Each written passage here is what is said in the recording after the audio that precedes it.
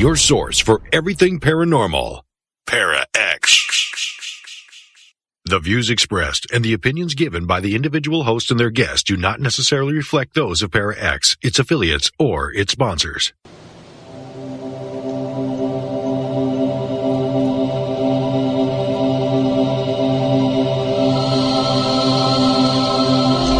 Merry meet and merry part, bright the cheeks and warm the heart.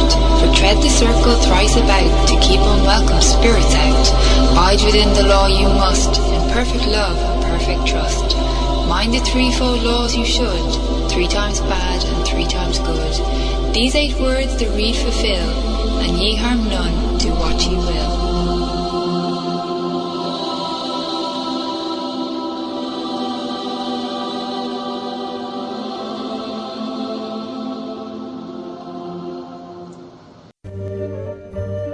Welcome to Stirring the Cauldron. Now, here's your host, Marla Brooks. Welcome to Stirring the Cauldron. And my guest tonight is Victoria Gross. And she's a clairvoyant and medium who's been doing readings professionally since 1987. And her background is in tarot, palmistry, mediumship, crystal gazing, and psychometry. She's second-degree Reiki and certified in magnified healing. And tonight we're going to be talking about something I know almost nothing about, which is, it's a good start because I might have a lot of questions. And that's palmistry. And in addition, for us learning about it, some of us, or some of you guys, have sent in pictures of your palms, and Victoria will be giving a short reading about what she picked up from those palms as time allows. All right, so Vicki, this is definitely your show, and I'm going to listen very carefully in case you decide to give me a pop quiz at the end. So hello. Hey, Marla. Hello. Thank you for having me on. I always appreciate it and love being on your show. And this is a very interesting topic because our hands are the books of our lives. And so palmistry, when people think of palmistry, they just think of fortune telling. But let's go beyond that because the hands show us so much. They show us our personality, our characteristics, strengths and weaknesses. And there's more to the palm reading, to cryometry, than just reading the lines. You know, we read everything. We read both hands. You have to read both hands to get a complete picture, unless the person has one hand. And I don't say that in jest. I'm just saying if you know, sometimes that does happen, then we can read that whole picture. But with both hands, we want to get a complete picture of what's going on in our lives. So we not only read the lines, and the lines can change as we change because that's the nerve endings from the brain to the hand. But we read the shapes of the hands, the lengths of the fingers, the palms, the fingernails, the back of the hands, the flexibility, the mount. There's just a myriad of so much information in our hands, and that's just putting it lightly. Yeah, so I'll interrupt you for just 1 second, because what's the most popular misconception about palmistry? Like, you know, maybe only gypsies do it, you know, or that kind of thing. It just, I know there's so much more to it, yeah. Yeah, there absolutely is a lot more to it. And I think that's the misconception, is that it's just fortune telling. And it's not. You know, hand analysis is a good science. And we even do the fingerprints and the palm prints. I think 2 of the major misconceptions, and there's many more though, would be, how many children am I going to have, and when am I going to die? Am I going to get married? Yeah, when am I going to die? You know, so usually when I get those questions, which is, you know, almost all the time, when someone asks me when they're going to die, I'm just like, well, someday, because we all do. You know, I'm not going to see that in the hand, and a palmist isn't going to see that in the hand. And as far as children, I personally don't read children in the hand. This is why. because those children lines can show up as adopted children. They could show up as miscarriages, abortions. They could show up as nephews or nieces. So one has to be very careful when, if they're saying, oh, you can have 3 kids. I had my first palm reading by a very elderly lady back when I was like 19. And she was really wise because she said, I see 2 children in your life, but they may not be yours. And I've never had kids, but I had 2 nephews that were very close to me growing up, So those showed up. And another really misconception that people have is, how many times will I be married? How many times? What? So when we look at relationship lines, we want to look at them very carefully. I've seen relationship lines very faint on people who had been married for a very long time. And that just shows that there wasn't a whole lot of emotion in that marriage. And then, it could be, the person has a relationship, they've broken up with that person, and they've come back with that person. So it's really dangerous, I think, to say, oh, you're going to get married 2 or 3 times, when that may not be the case at all.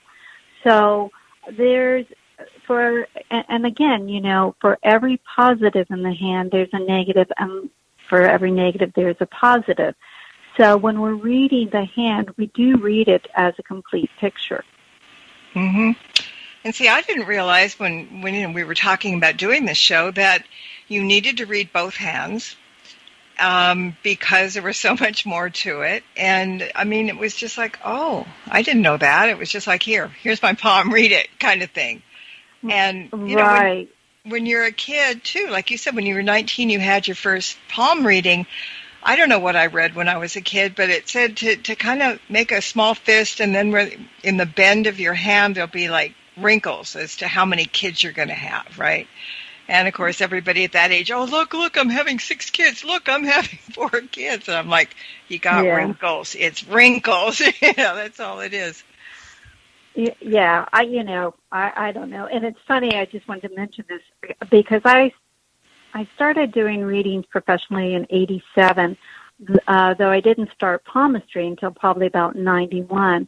But then I reconnected with a childhood friend back in Ohio through Facebook, and she's like, don't you remember when we were real little and we were sitting on your porch and you were reading everybody's palms? And I'm like, really?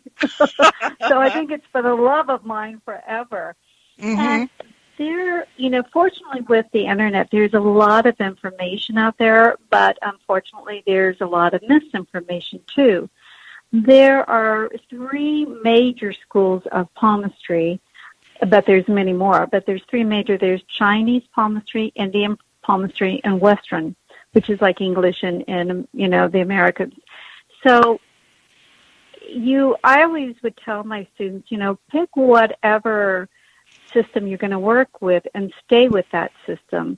I do Western palmistry, and I don't know a lot about Indian palmistry or Chinese palmistry because those are 2 different systems I'm not going to use. And I was looking up something today on the internet, and I just thought, oh, I've never seen this. Let me see this. And different systems will have different words for what I use. So it's really important for someone to get a system and work with that. Now, as you know, with tarot or anything, especially with tarot, I always say, a lot of people say, oh, I don't need to learn anything. I use my intuition. And I'm a very traditionalist, and I'm like, you really have to have the structure. And like reading the cards, it's like knowing the fundamentals is like the outline of a coloring book, and our intuition is the crayons. It's the same way with palmistry. We really do need to have a system to base off of, and then we use our intuition. And our intuition is only going to be 1/3 of what we're using. So, the skill and the knowledge is really important to have. And like tarot, people choose not to do that. or learn that, because it does take a long time. Like any system, I mean, you have to study and study. And I know if I'm not doing it regularly, it's like, oh, what was that? No matter how many hands I've read, it's like, okay, what is this mark? And I've had probably over 50 different books. I've given half of them away, so I have my main library. But we need a source, and I have to look up different things in different books. So, and I prefer the older books because it seems like now there's new signs or new markings and new things, and I'm not too sure about that. I like the tried and true stuff, It's like, this is a new line that they're calling. Well, what makes it that? So I think we just have to have caution with that.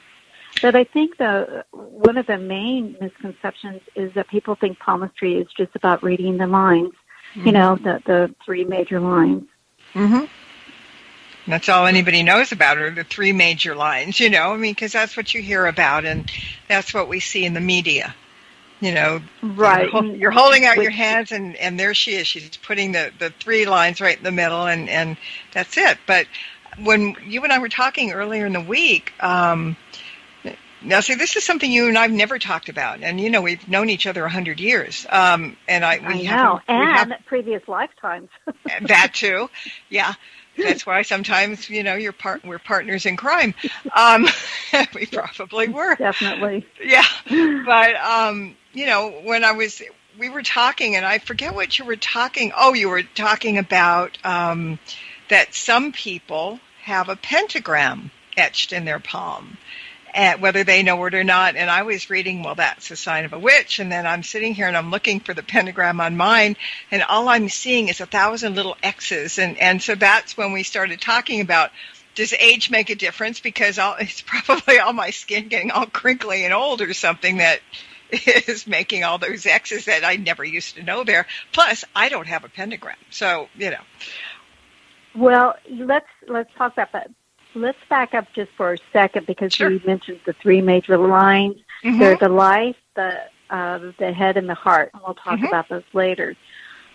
So let's talk about the pentagram.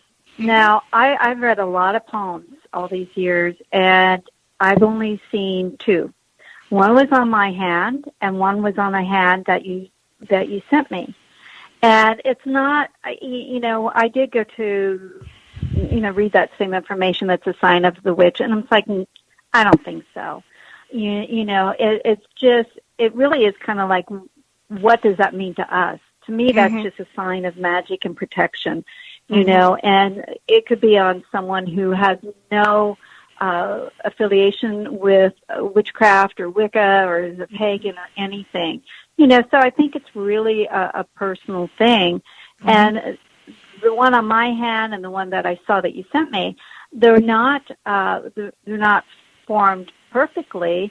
And I know mine comes and goes. Sometimes it's deeper, and I can see it more than others. So I think if people read that and they're like, oh, that's a sign of a witch, or I don't have that, what does, am I not a witch? It's like, I think that's false. That has nothing to do with being a witch or not. So see, good, I was would feeling left out. That. Yeah, I know you were. Yeah, no. Yeah, I was pouting for a minute. Yeah. So no, and really, when people say that, I think that's a little one-up, kind of situation. It's like, wow, look at me, Well, so, yeah, I'd brag about it if I had one. Jeez, I mean, look at me, I'm a witch here. I'm not a fraud. Here's the sign. Look at it. Yeah. So, well, yeah. I mean, the other point that you were making was on the age, and age does play a part of it. And also, we need to take into consideration, is there any deformities? Is there any physical conditions that would be different? Like, I have a broken ring finger on my right hand. So that's going to be bent. And so when people read that, they can't read that like, oh, wow, that bent, that means something. It's like, no, it's broken. It's never going to go back straight. So we do really need to be cautious when we, are looking at the hand. Yeah. And also, I had a question earlier in the week about, does gender matter in reading palms? No, and that's a very valid question because, people do ask that, and gender does not matter at all. Mm-hmm. We're not going to tell we're not going to be able to tell the gender in a hand. So if someone would just send a picture, we're not going to be able to tell the gender of that hand. Right. I was going to say, unless they have nail polish, but that doesn't fly anymore anyway. That doesn't mean anything. Well, yeah. and that's another thing, because a lot of people, have nail polish, their nails polished, or a lot of people have acrylic nails. Well, one of the things that we do look in palmistry is the nail shape and the condition of the nails. So, that we can't do anymore if they have acrylic nails. And if you recall, I don't know if they do that now, but I know, when I was a little girl, my mom always told me that, in the hospital, they always know how you're doing by your nails. Are they getting blue? What do your nails look like? Because you can tell a lot of health issues in the nails. So that's why before surgery, they would always, unpolish the nails. I don't know if they do that now or what. There's probably I think they still do. And part of it, too, is if you don't have polish on and you press your nail down, if you don't see that little white thing and then it goes back to pink, that means you're anemic. We used to do that in the office all the time to check for anemia, just a really quick check for anemia. And so, that's great. And that's the beauty of the hand, is the health in the hand. Mm-hmm. Yeah, so it's not just the palm, it's also the top of the hand, too. So if you're talking about the health of the hand, people always wonder what makes ridges in your fingernails. Some people get ridges in certain places as they grow out. And I was always told, not medically, but from just people, that if you have like a ridge in your fingernail, that depicts a time when something was very difficult for you. It was a very hard time, an upsetting time, and it did that. Now, I don't know if that's true or not, but I keep thinking, yeah. Yeah. Well, a lot of it, I don't want to go into too much of it, the health aspect, but a lot of it could be, arthritis or something else, or skin condition, so you're right, and like the little white dots on there, those appear, because our nails grow out every 6 months. So where that is, that's a time of trauma, So, again, when someone comes to us to have their hand analyzed, we look at, the first we're going to look at the back of the hands, and then we're going to look at, when they put their hands down on the table, the spacing of the fingers, when they hold their hands up, how flexible their hands are going back. That shows us a lot. And you did send me a picture, of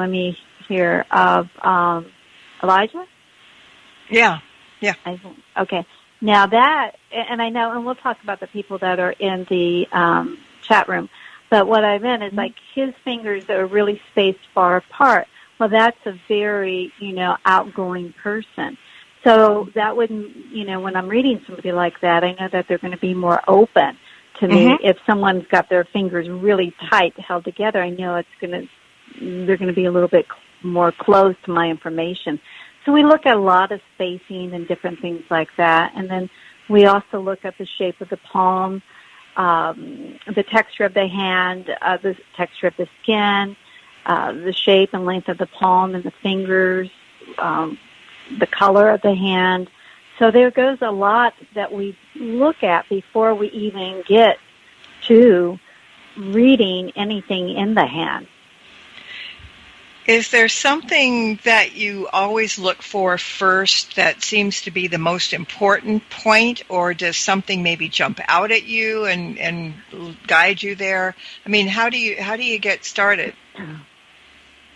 Well, first of all, after I do that initial thing, that I'm looking at the backside and how the hand is placed and the spacing, and when I turn the hand over, the first thing I ask them is if they're right or left-handed.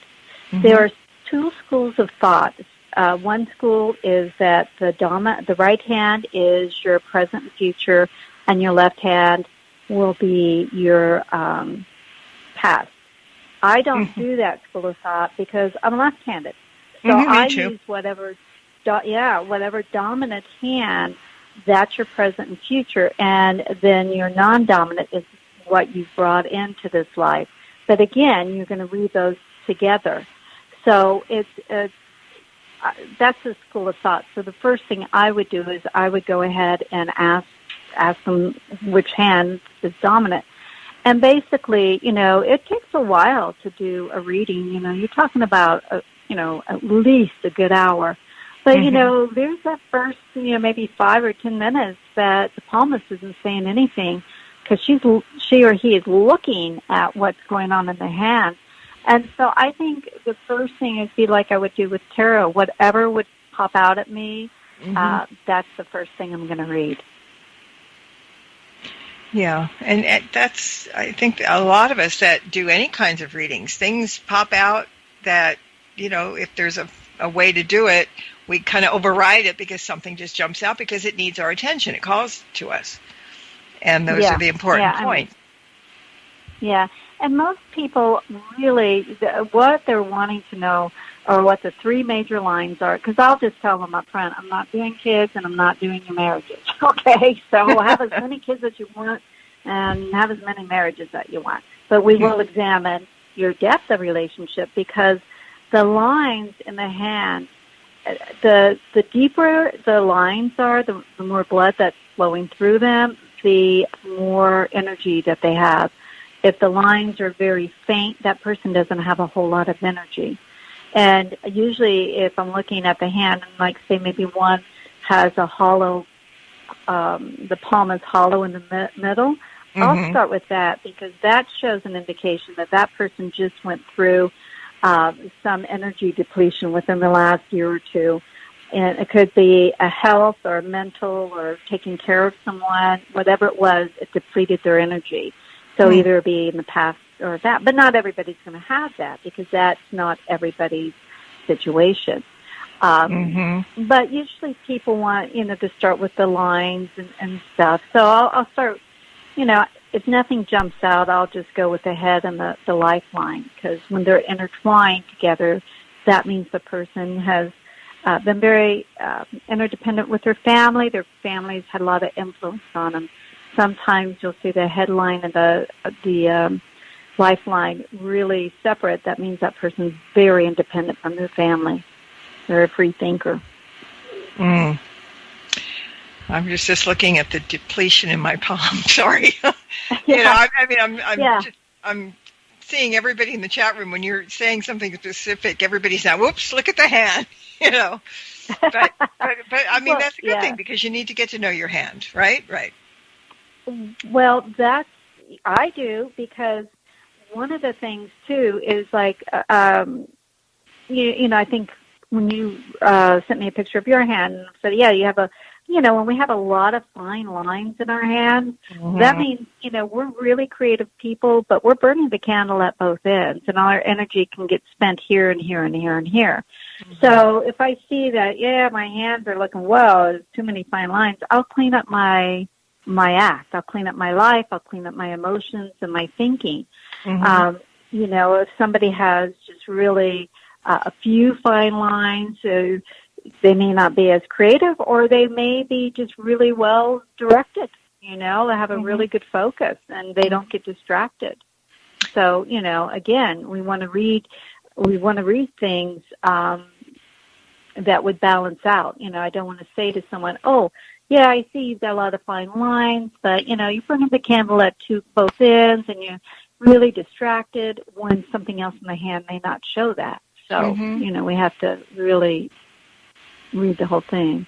Okay, so I have a question about your lifeline because, and that might be another misconception, that everybody looks at their lifeline and if it's short, they think they're going to die early, and if it's long, they're going to live a long life. So clear up. Yeah, I know. Clear that out, please. I've read elderly people that have had very short lifelines. The lifeline is just your vitality. And it does, we do age on our lines. We do show age, it's in segments of 7 years. But basically it's going to show the vitality and energy of the person. Mm-hmm. So it has nothing to do with how long you're going to live. And, again, that's like when you get the death card in the tarot deck, people are like, oh, am I going to die? It's like, well, one day you will, so what? Yeah. Exactly. But just live happily, okay? Enjoy life. But it's just like, to give you an example, I remember, when I got divorced back in, I think, 91 or the early 90s, you couldn't even see any lines on my hand because it was really traumatic for me, and it was depleting my energy. I mean, my hand, it was like I was so vulnerable. But as time went by and I got my personal power back and I, work on myself constantly, I have really good lines in my hand. Now, I just, in my right hand, because that's not my dominant hand, my lifeline is a little weaker, but it's hollow because I just got through, as caregiving my mother for a couple of years, and she passed away in March. So my left hand is a lot stronger. So, it's our book to who we are, and I think it's beautiful because the lines will change as we change. And we can really look at ourselves and say, yeah, I need to clean up my act, or I'm doing okay. All right, Kathy sent in a question that's kind of interesting about the lines disappearing or coming or changing. She said, if they do, does it make a difference in an outcome of some sort? Well, your three major lines are not going to change that dramatically, but they can change. And again, because all the nerve endings are from the brain are in your hands. So as you change, your lines will change. And yeah, it can change the outcome. So I think, again, we don't want to read the future is not written in stone. So we don't want to read something that it is written in stone. If I look at my headline and I'm like, okay, I have a writer's fork, I'm a writer, am I pursuing that? Or I have a lawyer's fork. Well, someone's like, I don't want to be a lawyer. That's okay. You don't have to be. You're a very objective person. So that's kind of deviated from her question, but yeah, it can. But, I don't think it's the best thing to do is to read the future like, oh, this is it. Right. So the outcome is just in our personality and characteristics. Yeah, we have and some our strengths say in and our that. weaknesses. Absolutely. But, all right. Yeah, it can. We've got like 2 minutes before the break, but one other question. Do scars on the palm count for anything? Yeah, I was always taught that wherever the scar is, look at where it is and what it is, and because that's a little mark on that area that could cause a little bit of interruption, let's say. Okay. So yeah, I don't give it too much credence, but yeah, they can. Okay, one more really quick one. Do the lines change? Like maybe if your job required using your hands a certain way, I guess does the physical activity change your lines and change your future? Maybe, I don't know. Well, again, it's the nerve endings from the brain. I think it would be more from the brain that would be changing the lines than the job. Okay. Because it's all interior. It's all interior work. All comes from within. All right. Okay, we are going to take a break. So sit tight, and I'm going to dangle a carrot here. We're going to do 3 readings that I can see so far, and these people are in the chat room, and one of them has a pentacle in her palm. All right, I'm leaving you at that. We'll be back in 2 minutes. Don't go away. There's more Stirring the Cauldron with Marla Brooks right after these important messages. From Haunted Road Media comes an exciting new novel by author Marla Brooks, Soul Connection, a deadly obsession. 2 lost souls, ripped apart by murder in another century, find each other again in the present, only to discover that the murderer has followed them through time. Can their love save them, or will history repeat itself? Find out in this captivating new novel by Marla Brooks, Soul Connection, A Deadly Obsession. Available now on Amazon.com and at BarnesandNoble.com. You've no doubt heard of Tango and Cash, Whiskey Tango Foxtrot. Perhaps it takes two to tango. Well, now, on the first and third Thursdays of each month, there's a show called Tango and Friends at 8 p.m. Eastern on the Para X Radio Network with your host, Bruce Tango. And yes, there will be at least two to tango on each episode, sometimes even more. There's going to be lots of topics and lots of guests you'll all know and lots of surprises. Tango and Friends every first and third Thursday of the month at 8 p.m. right here on the Para X Radio Network. Hey everyone, thank you so much for listening in to Stirring the Cauldron. I just wanted to give you a quick heads up if you don't already know about the free weekly Witches Oracle deck readings that I post on my website every Monday. Now, let me answer the age-old question before you ask it, which is, well, how do I know it's for me?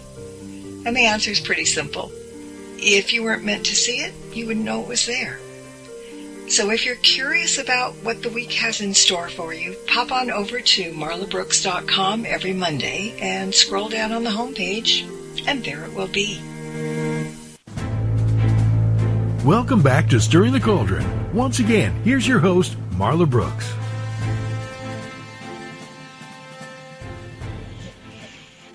Yeah, welcome back. I'm here with my friend Victoria Gross, and today we're talking about palmistry. And earlier in the week, as I posted the banner for this week's show, I invited people to to send us pictures of their palms. And so we're going to do a reading on a couple of people, 2 or 3 people that did send in pictures. And if you guys in general have questions, send them along, please, because it's a really fascinating subject. And as I said earlier, maybe there's a lot of misconceptions. So, okay, Victoria, who you got? Who do you have in your hand? Who do I have in my hand? Well, we got a lot of great pictures that were sent in, and so because of the time element, we're just going to do a couple, and I'm not going to read the whole hand. I'll just pick out a couple of things. That way we can talk about them and, have a little bit more time. So let me get even though it's on my computer, I still have my magnifying glass. That's the one thing you need is a great magnifying glass with a light on it. Because, and this is Patsy, right? Yep, Patsy. And, and so she's the one that has the pentagram on her hand. Mm-hmm. And it's on her left hand, and it's basically in the same area that it's on my left hand. So, and I believe, let me read here, she's right-handed, correct? I think that's what it was. So, yeah. She's right-handed. Yeah. So I thought that was really interesting. And she's got the healing stigmata under her little finger, which is the Mercury finger. And that is 3 or 4 little lines, vertical lines. And that just means that she's a healer in some way or the other. And then on her Jupiter finger, which is the forefinger, the index finger, she has a square, which is called the teacher square. So she's got all of those elements. So it just tells me that she's probably working in the mystical, magical realm. Again, I'm not going to call that pentagram a witch's sign at all, which a lot of people would, or maybe some people would say we're from the devil when we have that in our hand. But that's a whole other point. Yeah. But, I look at her headline. And this is the thing, too, is like her headline kind of fades, and it doesn't really go down into the mouth of Luna, which is that's the side, not the thumb side, but the other side. That's her imagination and our psychic ability, though it is pretty red there, so that means it's really active. So one of the things about her headline, I mean, it's not straight, it does curve, but it gives her somewhat of a balance, too. She's got a lot of fine lines, so this is a pretty creative person, and really kind of looking, doing a lot of things, probably sometimes maybe too many. Let me just switch to her left. That's her left. Let me go to her right hand. I got to switch. Okay. Now her right hand that's interesting right there, because there is her headline against straight, and she has a writer's fork under her little finger, the Mercury finger, so she's a writer. And then her fate line comes from Spirit, the Mount of Luna. The fate line can come anywhere in the head, and it can stop and start and change. So she's got a couple of fate lines here, so it just tells me that she's done a couple different things at the same time. And it could even be school and work, and things like that, and it stops and starts. So, and her lifeline is pretty far out from the thumb, so she's probably an extroverted person. I didn't get to see the top of the fingers, but I look at just the base, and then we have the mounts, and I won't go into what the mounts just add extra energy at the base of the fingers and the other places in the palm. But, she's very, I would say, she's not going to let people know who she is right away. Let me go back to the other one. So those fingers are pretty close now. On her left hand, she probably was more open about who she is than she is now. So again, that's just part on her left hand. The side that is towards the thumb, which the thumb represents the will, is more open than her interior side. So, she probably could keep her interior self a little bit more away from people than how she shows herself to society. It's like our rising sign and our sun sign, it's how we relate to the community and then who we are. Yeah. Okay. All right. You pretty much nailed her. And okay. She said so in the chat. Yeah, because she said Perfect. She's a witch. She's a nurse. She's a writer. I mean, whatever. It scrolled up too fast, but yeah. So that's perfect. Yeah. Oh, good. Yeah, and it's good to get the feedback. She said she's amazed. There you go. Yes, well, you amazed somebody. Yeah. You didn't scare anybody this time. You amazed them. No, you don't scare. You don't scare me. That's amazing. The only time I was with you and I got scared. I gotta just run off the subject for a minute. We were at farmers market. And across the street, there was this place that we needed to go that was like the original Adobe or something. We were kind of scoping it out to maybe do it in one of my books, because for those of you who don't know, Vicki was one of my teammates and one of the persons that helped me write those books, because she's amazingly mediumistic and all that. But anyway, we go across the street to the oldest Adobe in Los Angeles, or not Los Angeles, in the area. And we just the gate was open and we're walking down this path and we're just look at the old building. And all of a sudden we hear this dog start snarling and barking. And then another dog started snarling and barking, and you never saw two witches fly out down the street behind a fence. That we ran really quick because somebody let the dogs out on us, and it was just lucky. So that's one time I was scared with you, but other times we're fine. Oh my gosh! Well, I purposely forgot about that, and we didn't even have our brooms, and we did good. That's the hard part. We were actually on foot. So, yeah, that's pretty scary. All right. I digress. Okay. Let's go to the next reading. Who you got? Okay. Who do you, how about Patty? Did you say Barbara or Patty? Yeah, either one. Yeah. Well, you're going to read both of them, so flip a coin.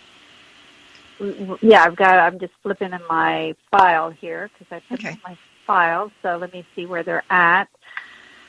And, okay, there's Patty, so I'll read her, and then I'll read Barbara. So let's see. Let's go with the right hand. I learned that which is right and which is left, you just have to look where the thumb is.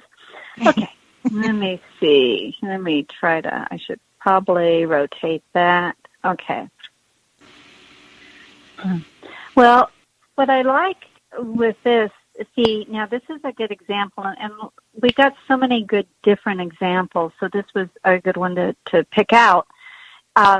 Her fingers are all spaced out when she, put them up. So that means that she's a really open person. She's easygoing. And now it is kind of faint, so I don't know if it was just the picture, this wasn't the easiest one to read because it's light, but with that, let me just go one more here. And she's right-handed, I think I put down or something. Yeah, she's right-handed. That I would say, too, that she probably is a little bit more fragile person. And I don't mean that in a bad way. I'm just saying the energy level. But again, it may be with because of the light on when she took the picture too. But she doesn't have a lot of fine lines. At least it doesn't look like from the photograph. And she has a straight. Let's see here. Okay, let me go back to the other one. On her right hand, she has a straight line, and it's coming straight up the middle of her hand. So it means that she's pretty, she has a sense of direction. She's pretty focused on what it is that she does. And her headline goes down pretty far over into the Mount of Luna, but it doesn't reach down. So she thinks a lot, and I would say she probably overanalyzes everything. And then she's got this nice heart line. So she's got a good balance between that. I would say, too, that, she has this love of music and art. Does that fit her? And then she's got her headline with a fork on it. So still, she comes from spirit. She is supposed to do something with a spiritual level. Mm-hmm. That part fits. Yeah. Okay.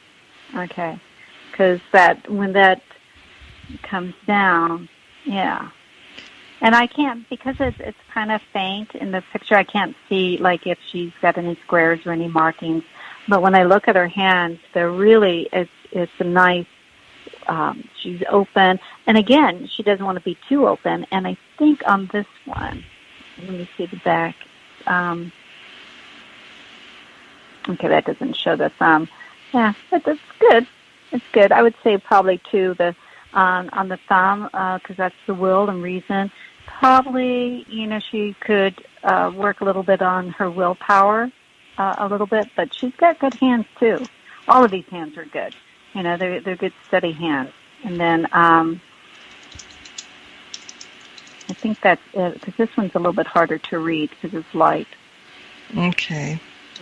Okay, and then that was Patty. So yeah, and who am I going to Barbara? Yeah, but before you do that, let me ask you, does the shape of the hand, like the palm, the shape, some people have rounded hands, some people have square hands, some people have, short, stubby fingers, some people have long, just curious as to if the shape of the hand, because, they talk about the shape of the foot. This has been going on Facebook. They show you different shapes of feet. And, it means that you're Celtic or you're a Roman or you're, something like that.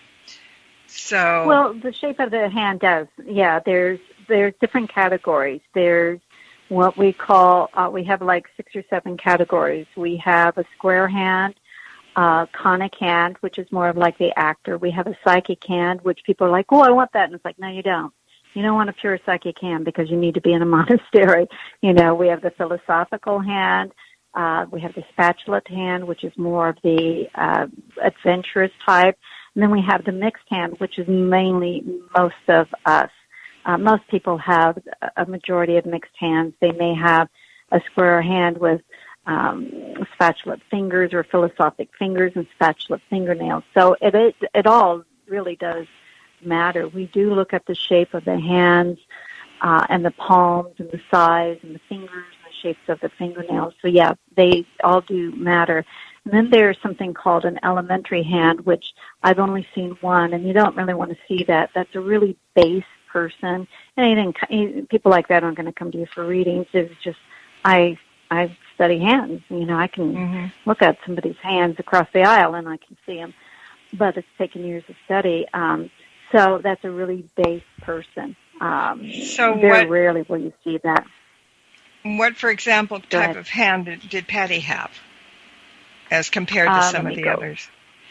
Let me go back to her. Yeah, because I never thought about that. I mean, I noticed when people sent them, they all were slightly different in certain ways, but I didn't really know that it made a difference. Like I look at my hand and my palm, it's square, And, like I think there was one person and she had the spatula hand, but this is a nice square hand. This is a long palm.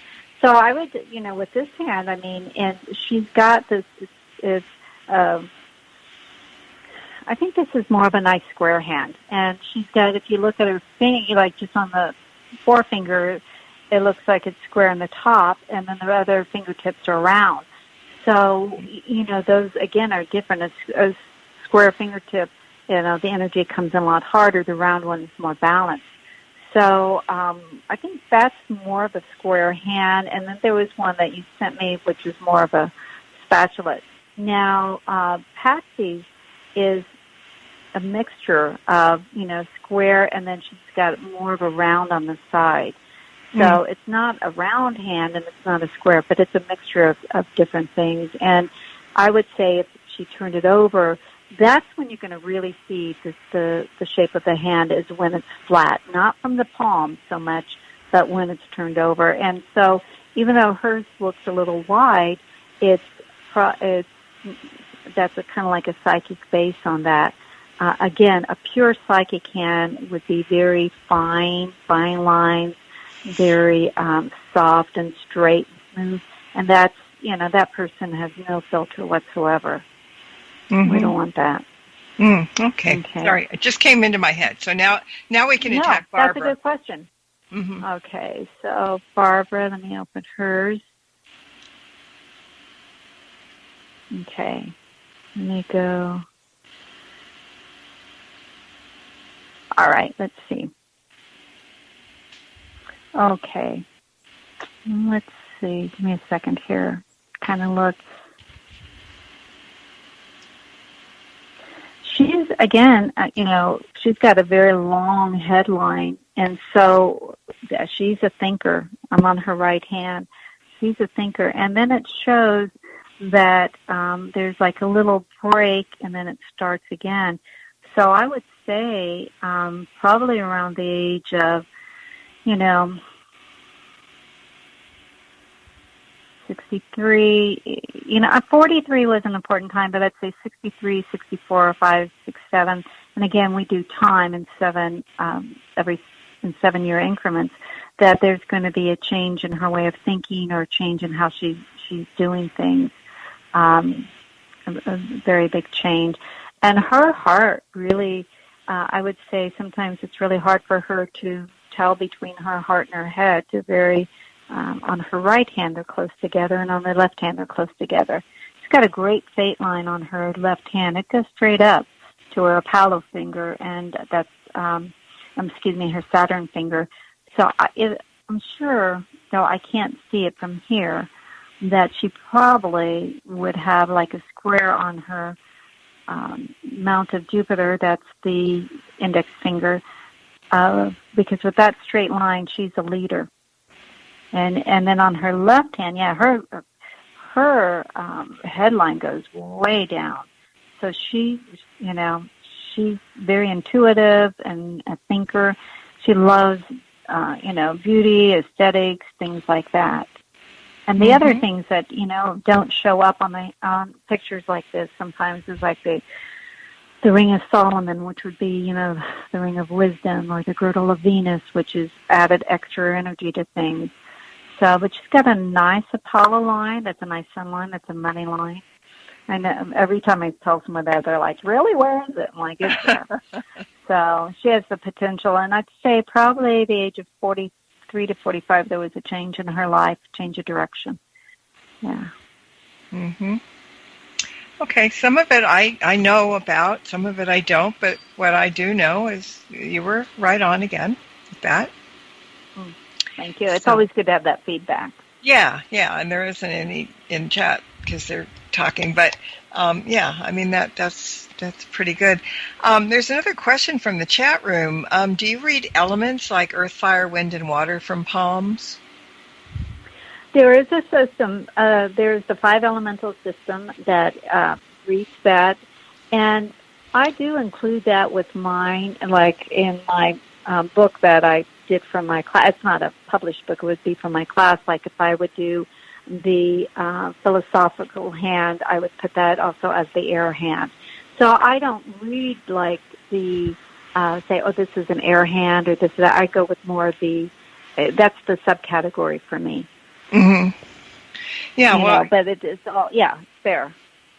Because you're into so many different things. I mean, with the tarot, with the mediumship, with all these things, that has to kind of come into play when you're reading palms, in a sense, I would think, because you've got so much learning about so many different metaphysical aspects that probably does make a difference, doesn't it, to some point? Well, yes. I mean, and again, we have astrology, because yes. the fingers are astrology, and then we have on the amount of Venus and the amount of Luna, the amount of Neptune, the upper and lower Mars, the plane of Mars. So astrology plays a lot in it. And then, again, I name the hand, and then as a subcategory for me, I will list the element. But, and I keep that as a subcategory because it's too confusing to, I'm just better off with the conic and stuff like that. Like the square hand would be an earth sign, so I do that. But there are, but that's so I think some of my teaching has crossed over, I use a little bit different elements and stuff. But another thing that's really important too, and is to realize, like with foot reflexology, where is that in the hand too? Because on your amount of Venus, you're going to have more, like for women or for men, you're going to have more sexual issues if there's a sexual problem or something like that.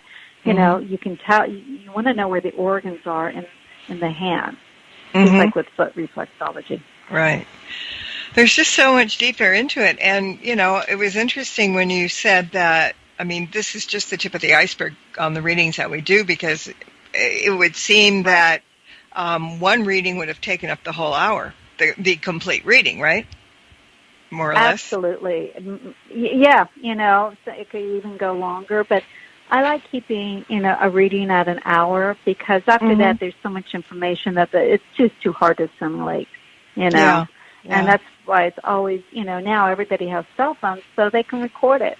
I used to record all my readings, but nobody, you don't buy those cassette tapes anymore. You just record it on your cell phone. So always record a reading, because there's so much information, to do. And if someone wants to learn palmistry, just take each section by itself. Don't try to figure out everything all at once. And again, there are some really good books, and there's good teachers, and then, you want to use discernment in all your studies, because there's a lot of a counterbalance or information that goes against each other. One is directly with the heart line, where it begins or ends.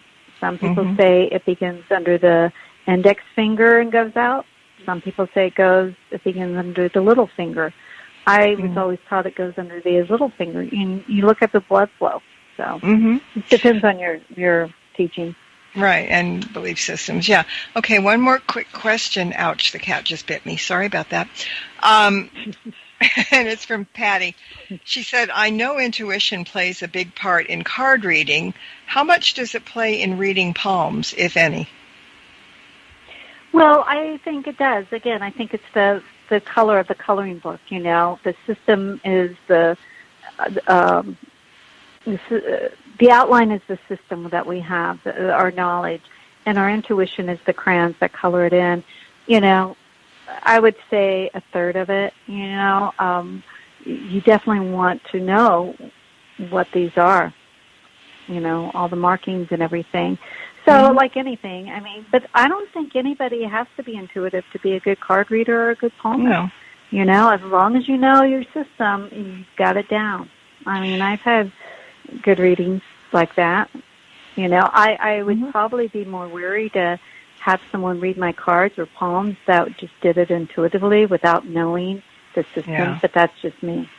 No, So, it's but you true. definitely want to have intuition. Yeah. Yeah. Well, it comes through even if you don't want it to. I mean, doing any kind of reading, Yep. it does. And, I mean, it's Yeah. just a natural flow in some people. So you use it in conjunction with whatever Yeah. modality you're using for divination. You know, Absolutely. and sometimes you don't even know it's that. I mean, we do things we don't know. It's like Right. one day you and I were talking for a very, very long time, back and forth. You were over here, and we're talking, and then you turned to me and you said, "Thank you for the reading." And did you see the look on my face? I went, "Huh?" I thought we were just talking, but apparently Yeah. things were coming out of my mouth that needed to come out, and it wasn't just because we were chatting. Yeah. But that was the first time anybody ever said that, and I didn't realize that I do that. But I Yeah, was like, yeah. oh, yeah. So, I Yeah, learn a lot from you. I do. Oh, and vice versa. I learn a lot from you. And, I learn a lot from my students and questions like this. And it's like, yeah, we want to have our intuition and we want to have the knowledge also. I Mm-hmm. mean, I always say I felt that I was a better medium not knowing I was a medium. I would do Yeah. these enchanted circles and not knowing I was doing mediumship and be fine. And if someone comes to me and they sit down and they're face to face and they ask me a question, I'm like, but I eventually do it, but it scares me. I'm like, oh. So it's what you said. It just comes through us because that's who we are. Yeah. All right. Well, we've got to wrap up. If anybody, and I didn't ask you this before, but do you do palmistry readings like remotely and things like that? Yeah, you know what? They could go to my Facebook site, Gateway to the Unknown, and if they have any questions about my services or anything, they can just contact me there, and we can go from there. Okay. And then there were a lot of people that we left out, so I think we need you to come back and kind of catch up on the ones that you have, because they deserve to have their readings done as well. So I'll check my calendar and we'll do that. But in the meantime, I hope you're safe from the fire, because I'm looking out the window and it doesn't look so good out there. It's not good. I'm good. Okay. So, yeah, and thank you so much. It's always a pleasure to do your show, and I love your audience. They're great, and their questions are wonderful. Yeah, aren't they? They're really, really good. I'm very blessed. Yes. All right. Yes, well, until next time, everybody, and thank you all for joining us. Go ahead. What were you going to say? I was going to say, have a great evening, and blessed be to you, Marla. Talk to you soon. Okay, and to everybody else, blessed be, and merry meet again. Good night. Circle be open, heart unbroken. May the peace of the goddess be ever in your heart. Merry meet and merry part, and merry meet again. Merry meet again. Merry meet again. Thank you for tuning in to this episode of Stirring the Cauldron with Marla Brooks. Please join us again next week at the same time for another great guest and more cauldron stirring. Any rebroadcast or other use of this program without explicit permission is strictly prohibited.